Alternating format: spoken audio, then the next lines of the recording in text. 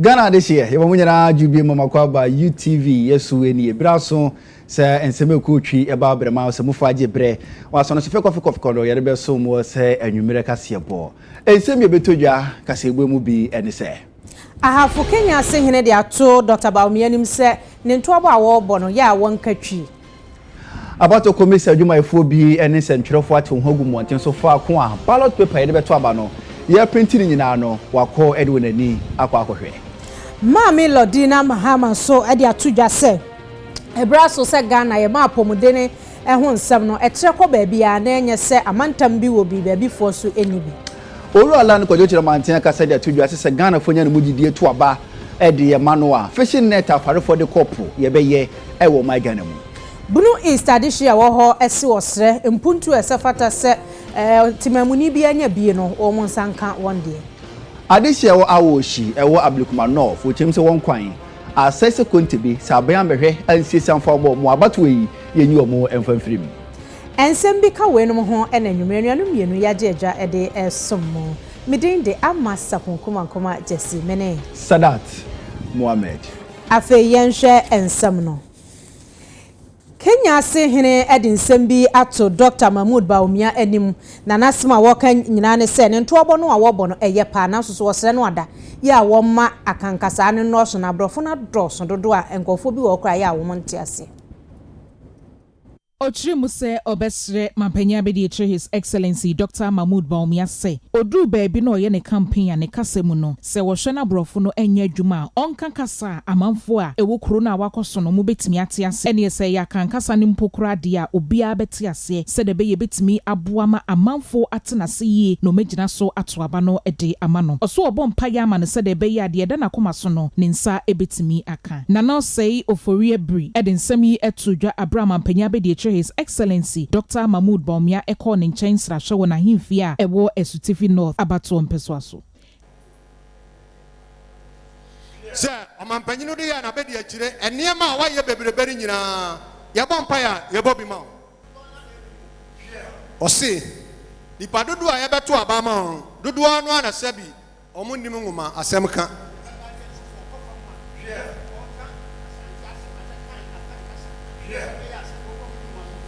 Osi se nyame boa ne be kura wo nsabu twan a uduru ba bia osre kasante kasa because ni padodo no anti brofo sa dia me man ko school yi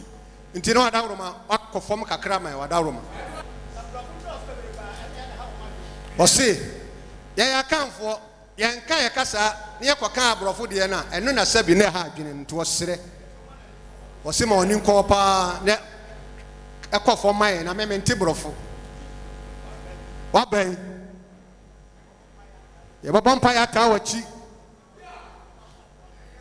de wo bibia na nyankopon aboa ama wonsa aka Enwechi mampanya be di His Excellency Dr. Mahmoud Bawumia editudwa se obeda na nase ewe futo wo di ama no enafin so wo hwese de ototo niema yie ewo krom honom na obebo na baso osinyame ya dom na obeye mampanyi a one nananom ahemfu nyina beka bom na omebu oman no nananom de toso a mepese medeba efa nananom ho ye chieftaincy act no ohwe Ghana ha ye gi ye fa hode ekopeme na ye buman a ye mfa ahemfo nka ho ye de ahemfo tu nchen eno so amboa ye enti mepese mesesa mra no a mepese me amend section 63 of the chieftaincy act that's may the more powers ama ahemfo ewo Ghana ha nananom nsem bebre wo ho a mobetimi esiesie wo ahemfie but enani nyina court but yes samra no a yebetimi ama more powers na mo etimi esiesie nsem bebre wo ahemfie na sede etie no enne yaban government yetua sika kitwa bi ema paramount chiefs nko a wo Ghana ha but eno so eye kitwa ye pese mesesa samra no ye betua living allowances ama paramount chiefs, queen mothers and divisional chiefs. Yeah. Divisional chiefs, queen mothers and paramount chiefs. Na umutimi abuaye na ya peja chieftaincy institution ningina.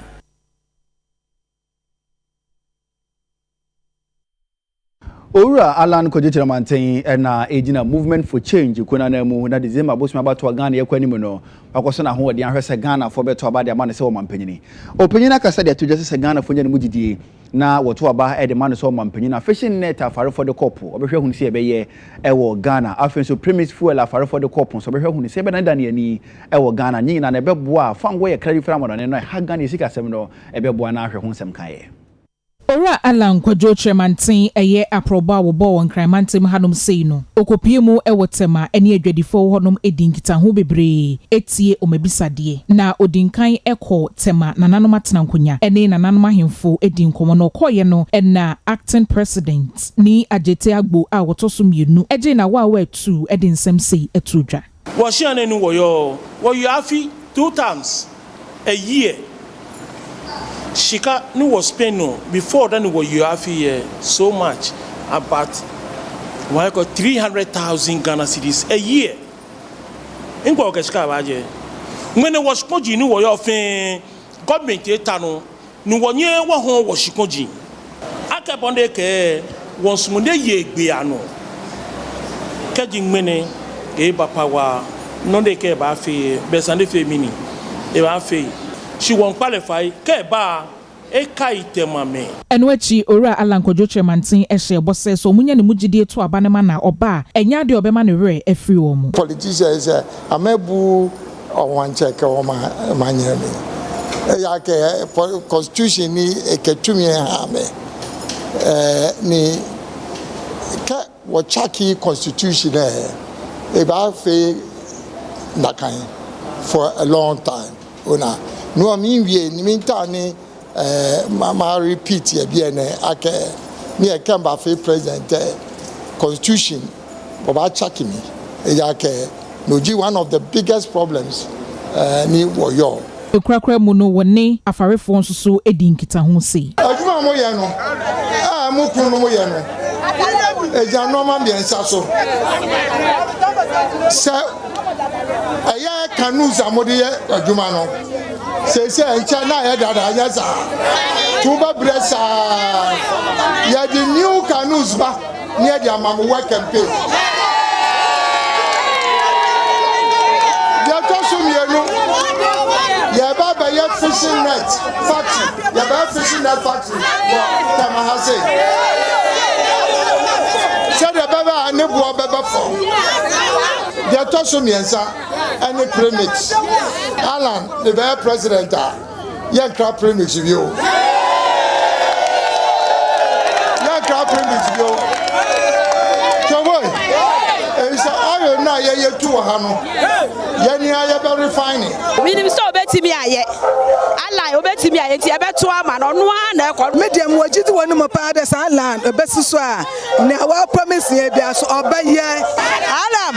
me, I want you, me, I want any brand this in the PP. Me, I want in our subrabi, but it's in Amazumaya, and I'm quiet. Yan bit, Jimmy,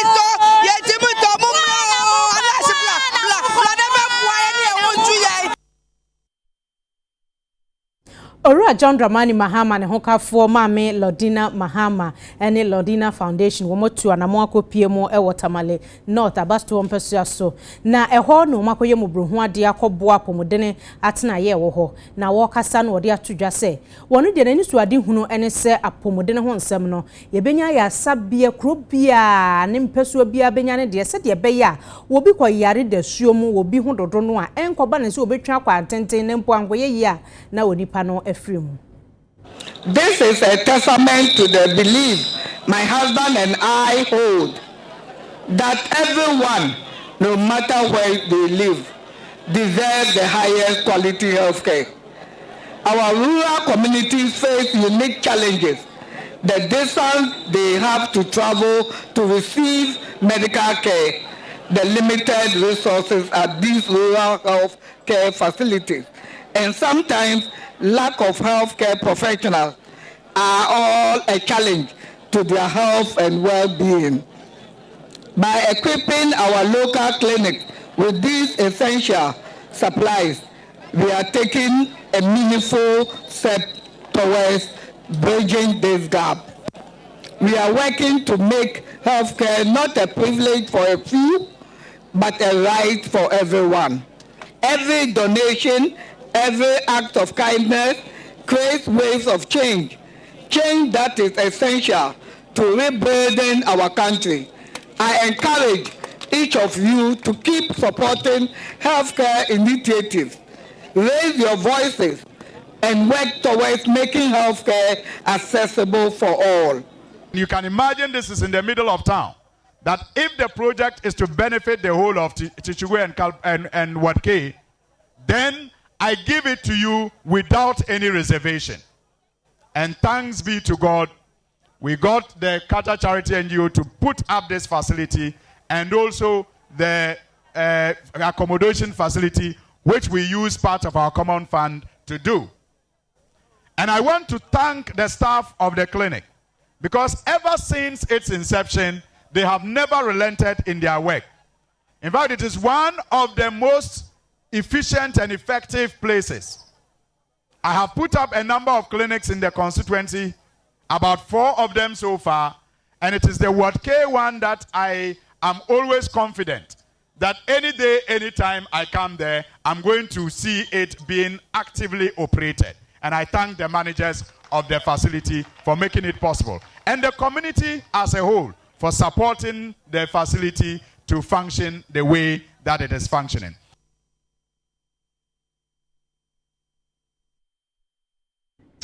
Dr. Bosman Asare, any Ura Benjamin Bano Biu, afi opinion bi efre no Asante Kisi, omunyina no magina bato komisa kuo no anemu aka central for ho fa ko a ye print ballot papers no na ye beto aba no December bosumi mu no akwa ko senia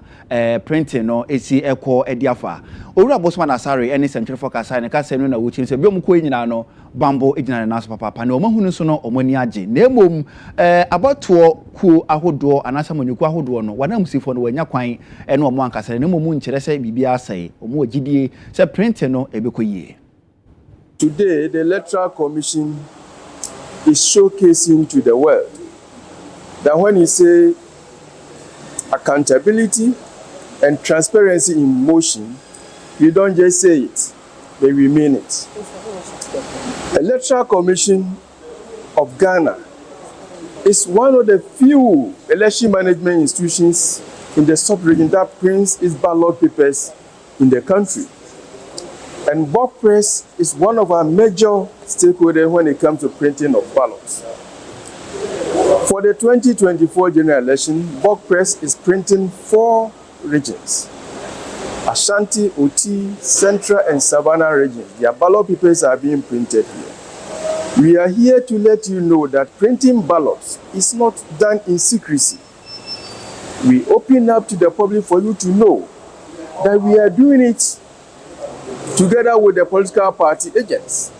At every level, these agents are there, and they are observing to ensure that the right thing is done. They take copies of the serial range of numbers, they take copies of the quantities being printed for each constituency,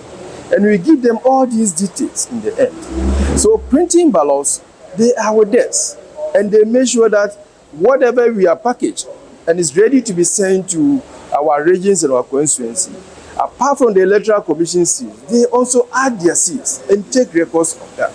This is the total number going to this particular region. This is the total number going to this particular constituency. So if you hear anyone saying anywhere that the Electoral Commission has printed more than the necessary ballots, that's a complete lie. Because the parties are aware, they know the ballot statistics for each region, for each constituency. And in this year's election, what the commission said is that we are giving each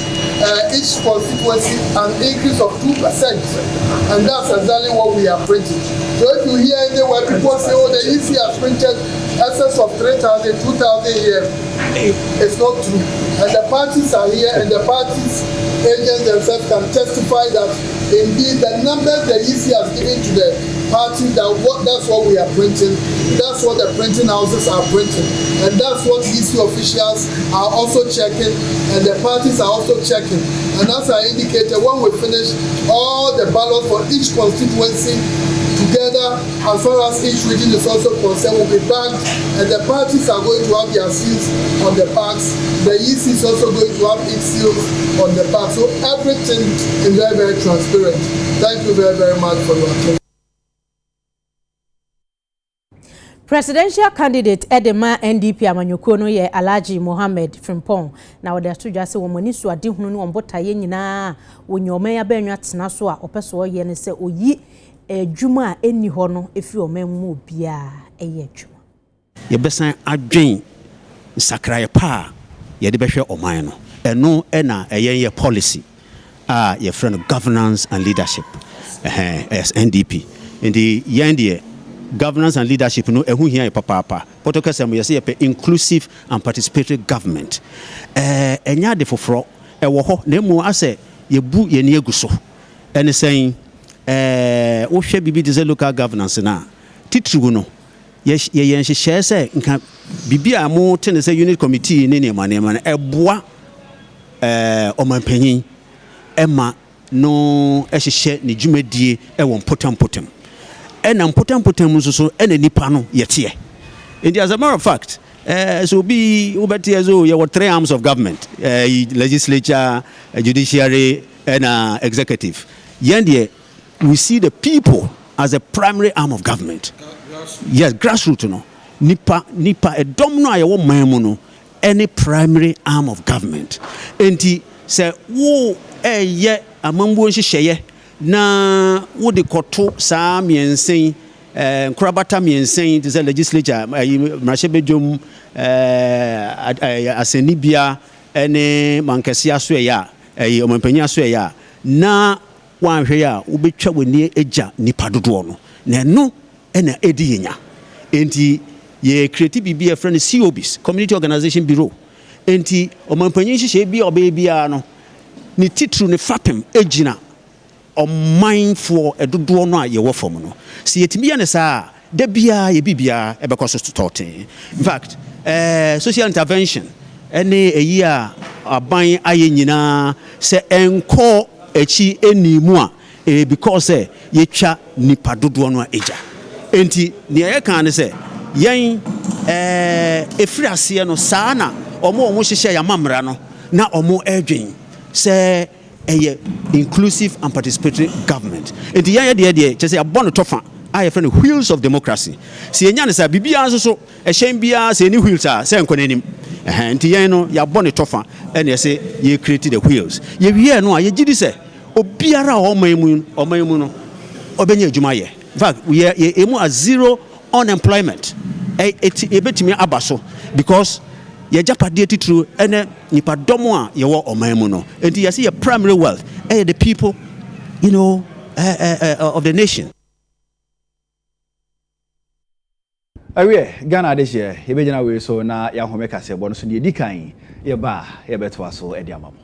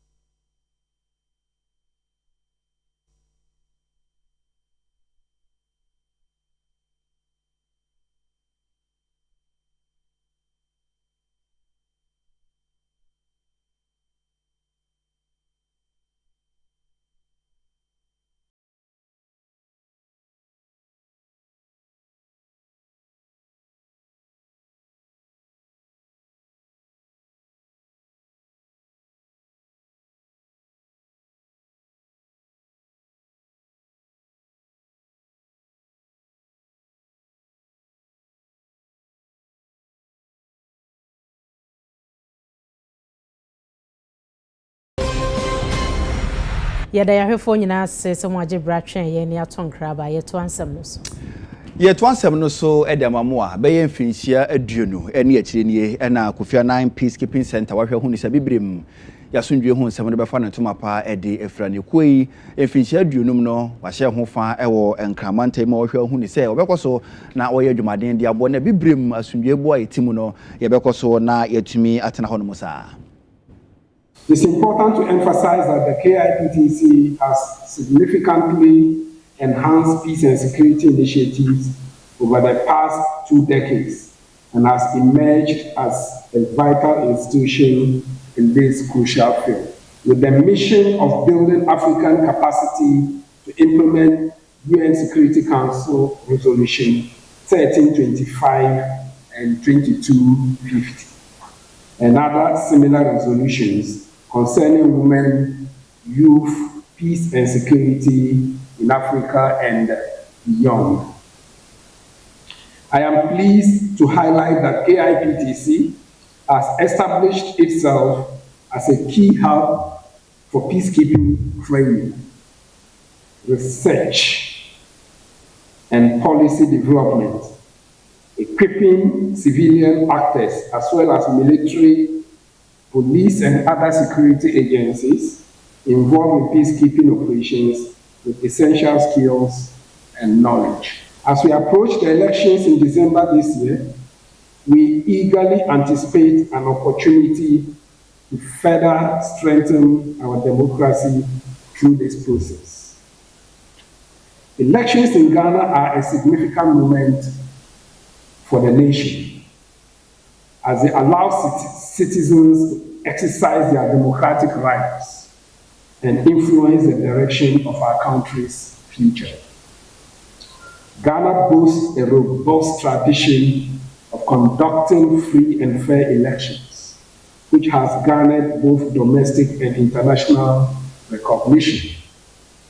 There is an optimistic belief that the 2024 elections will continue this legacy, reinforcing Ghana's dedication to democracy and good governance. Going for the next 20 years, it's a old share. You start to institution, now the issues in the world, then you're complex. And we were actually concentrating on peace support operations and peace and security studies and conflict management. You see, the conflict situation in the world is so complex. Climate change, God's climate change, areas where they understand as form attitude to migration, attitude to insecurity, and all that. The environmental issues are very critical. And so, I'm talking about your issues of the environment. I'm sorry, it's very important because with time, you never tell us here. Young say environment is what sustains us. I'm a area, and no say they say you're taking it very, very serious. Technology, misinformation, disinformation, all these things have become very critical. A system. Now you're trying to go into that space. Because 20 years ago, those things were not that relevant. They say misinformation, disinformation. You have a TBI, Mr. Remo, you have a TBI, and the it's a bit before be any more, the show be any more, or cancer, or changing the voice. And the system is so complex, and the security situation are very, very complex, especially with technology. All these things have become so important for us. I delve into it.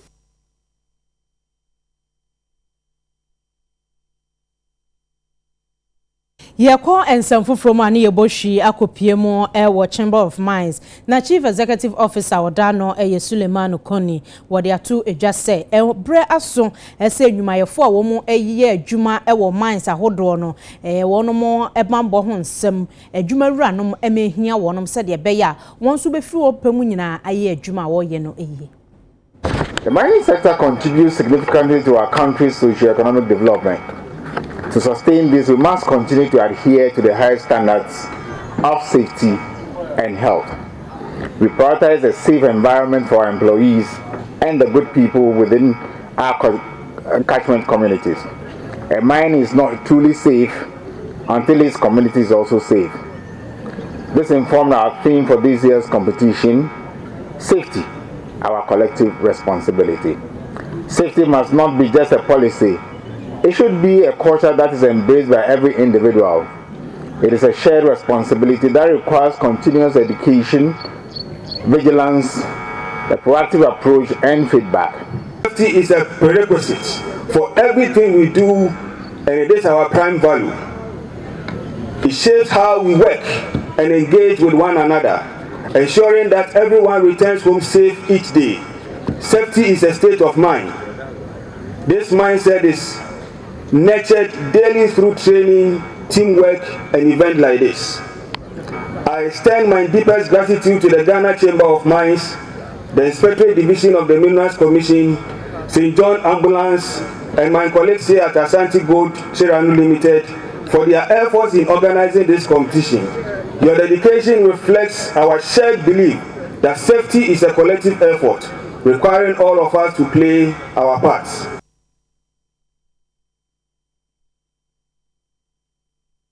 Atena hwa pomode ho nsem so ewa wutu Senya East ewo mfimfim mantamu da betudwa se cholera yare a sebi echi obi a woni na wofe eyi ni ti wo hono papa na nipa duasa ene yadwe won sake bo hono ma nipa num de wofam ato na nanom ewo ensiedo na UTV kasebo ya man bo fo Jacob Kubi kopie mo hono mo nimpenfo edi ho komo ya nansanyi na yete na endeda ye emergency meeting with the health directorate and the environmental health nyinara na endeda osha asini yehu de wo manage hon nkakra but nyimpe ba asa wo efim na besi anopei a menyoro kasei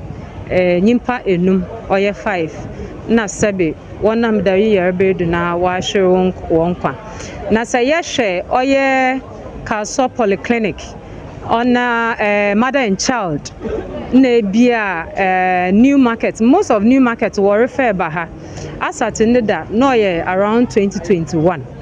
but in the day we sure was wapa 25 who were almost 30 but any just some of me there doctors warriors a pan and nurses are maybe who there they've managed a lot of people nyame na dum ho so wo hu ye inti maye sranye de baby biara wono ye besra hon obia mbo no ho ban na ezizim onzi ezibana oye hyew onhohoro ne nsa ho na ye hu de cases no Gomoa East fo sisi awon nyina wore bakasoa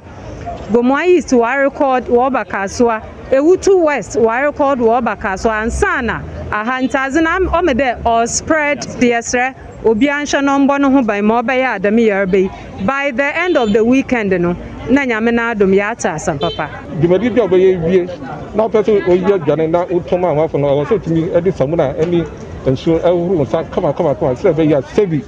unfa yare no ensan amafo nke besre se eye adwane fo no mo muto adwane no omo endi omuhuni tifini personal hygiene say na bika no eni bia na omo ye no so no omo endi adwane na ni se be ya nwansa ni eni das embesete wo adwane no so e cover etana adi aboma edi oha bebe aba Ansrena ya satonkra ababio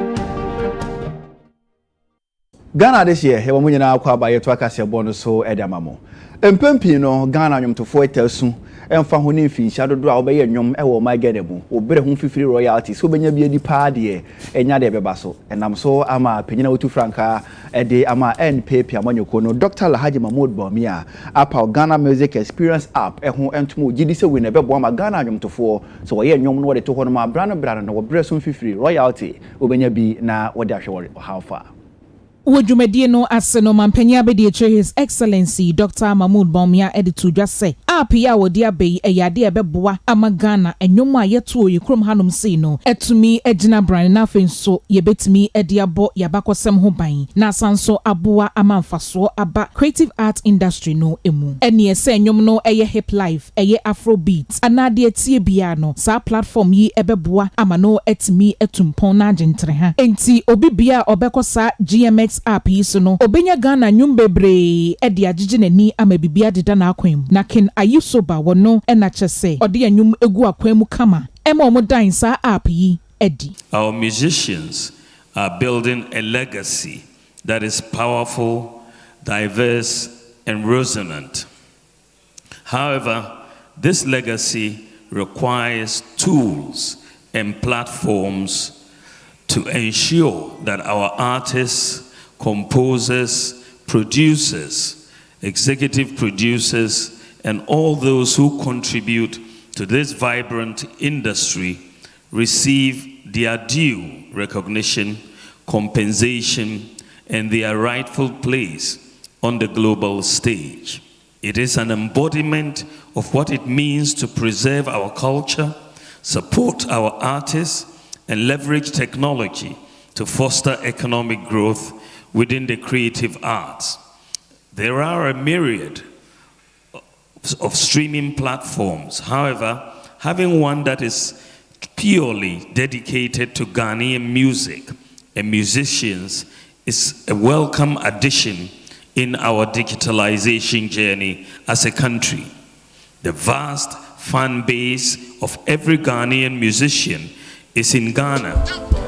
And yet, this is where our musicians make the least money because of piracy and foreign streaming services that do not promote our artists in a prominent manner. The GMX platform, the result of a development partnership agreement between the Ministry of Tourism, Arts and Culture and GMX Multimedia Limited, is one of utmost importance. It seeks to address many of the pressing needs that is of concern to the creatives of our music industry, composers, arrangers, publishers,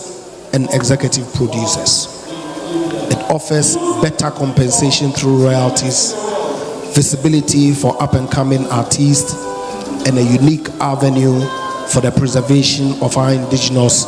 traditional sounds. This fits into what the Vice President has been talking about, the Buy Ghana agenda. This is a local-made, Ghana-made app. And it's not just for streaming. You can also buy music on the platform. And so our musicians are going to make more money.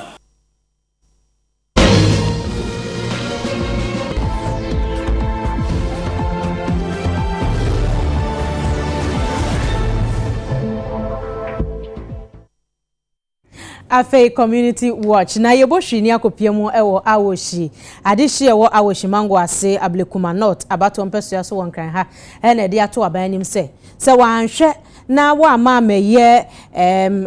bonka ya ntoto wo mpotam ho se de be ya nsuo to a ebesina famu ewo Lava River ne so de a ene enye ade afi wono beto abada Ekuafi eni mi papa silabates ni mi papa abre biara mita omusu yemfi yen enti sesia no masema mi pese me kan me de fam so na ndu amampanyin akofado ene na pamfo ne mpanfo so se ye pese as early as possible say ye kan Ghana ho dia omo bamade no be ye gota ne mayen as early as possible nyasa ye betu aba ye kan Ghana ho dia wo nya se betu aba eya musi ablokman off se aponche kura hye MPP atare ye beto ama no enti se dis ribo kura beba no wanimu de bi ode beboa ya omo to me nja ma ye de bia MPP na di wa ha me ka se gota kakra ya atwa wa ha ya bedu ha ya yenye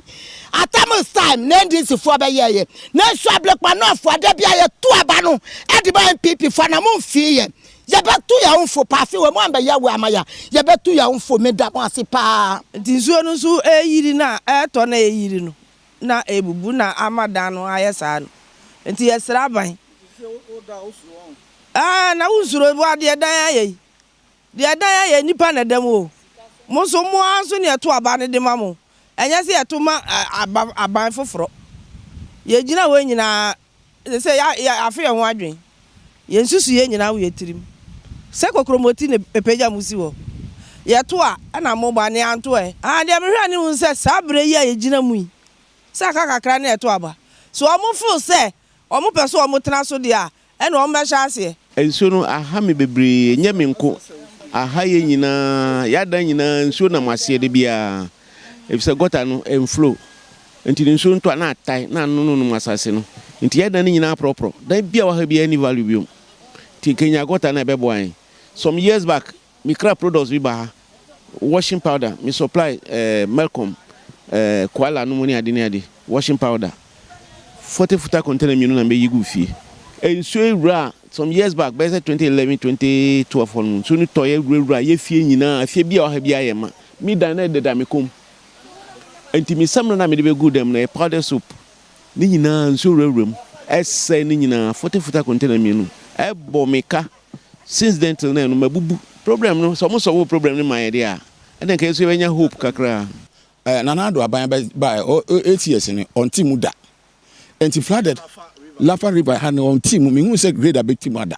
on team da nya say me boan meka nana do so ya we obehu say on team da enti say so on team masa enso no flood na ba